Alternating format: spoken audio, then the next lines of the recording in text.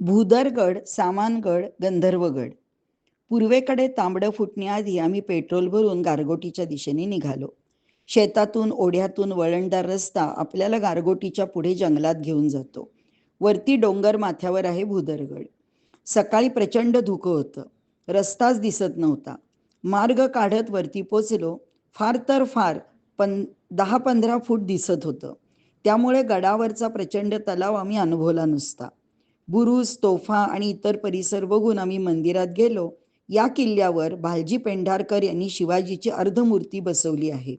धुक्यात मस्तपैकी गरम गरम चहा पिऊन आम्ही गडिंग्लज जवळचा सामानगड बघायला निघालो. सामानगडावर गाडी जाते. गेटमधून आत गेल्यावर डावीकडे गाडी लावून आम्ही गड फिरलो. सोंडी बुरुज, जमिनीखाली 30-40 फूट खोल अंधार कोठडी, बऱ्याच खोल पाण्याच्या टाक्या आणि इतर गडाचे अवशेष बघताना कधी आपण वर्तमान काळातून भूतकाळ जातो हेच कळत नाही. वाटेत नेसरी गाव लागतं. इथे घडलेला इतिहास सर्वांना माहीत आहे, पण कदाचित खूप लोकांना इथे यायला येणं जमत नाही.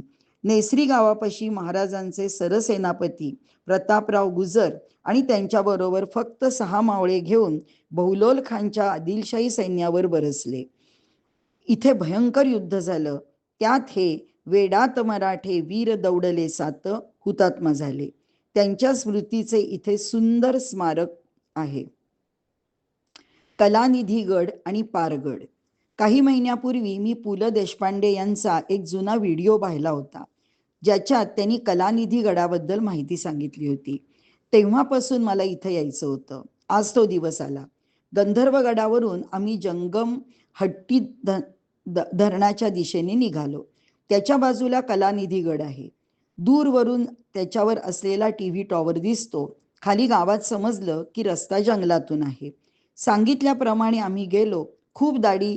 खूप दाट झाडी, उशिरापर्यंत पडलेला पाऊस, यामुळे उगवलेलं उंच गवत, त्यात तुटका रस्ता, अशी कसरत करत आम्ही 20 मिनिटे हळूहळू गाडी चालवत गडावर पोचलो. वरती कोणीच नव्हतं. गाडी पार्क करून तुटलेले बुरुज बघायला निघालो. हिरवागार निसर्ग गडाला पांघरून घालून बसला होता. वरती एक खोल विहीर, मुख्य दरवाजा, जुनं मंदिर आणि टॉवर जवळचे ऐतिहासिक अवशेष बघण्यात कसा वेळ गेला समजलंच नाही. काही वेळानं 1-2 गुराखी दिसले. बकऱ्यांना चरायला घेऊन जात होते. काळा कातळ असलेला आणि नंदी बैलाच्या आकाराचा कलानंदी किंवा कलानिधी गड ज्याला म्हणतात असं समजलं. अजून एक उत्कृष्ट किल्ला पाहिल्याच्या समाधानात आम्ही खाली येऊन मध्ये आंबेवाडी धरणात मनसोक्त पोहलो. ताजेतवाने होऊन आता पारगड गाठायचा होता. सूर्यास्त आधी पारगडावर पोचलो.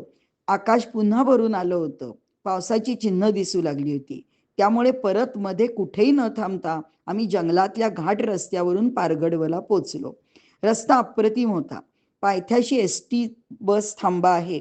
तिथून पुढे वर रस्ता अगदी गडावर जातो. वरती पोचल्यावर इतक्या जंगलातल्या किल्ल्यावर एवढी वस्ती असेल असं वाटलंच नाही. 5-6 हॉटेल्स आहेत, घरगुती आहेत, त्यामुळे स्वच्छ दिसली. आणि अशाच एका हॉटेलमध्ये पोचलो. संध्याकाळी गडावर फिरताना एक माणूस भेटला. तो सुद्धा पुण्यातीलच होता. गप्पा मारताना समजलं की त्याचे पूर्वज मालुसरे, पारगड किल्ला रायबा मालुसरे यांच्याकडे होता. तिथे गडावर त्यांचा पुतळा दिसला. रातकिड्यांच्या किर्र आवाजात जेवण करून 2-4 पांघरुणं घेऊन आम्ही डोळे मिटले. सकाळी लवकरच किल्ल्यावर फिरून बुरुज आणि पडक्या ऐतिहासिक खुणा, भवानी मंदिर आणि आजूबाजूचा परिसर बघून आलो.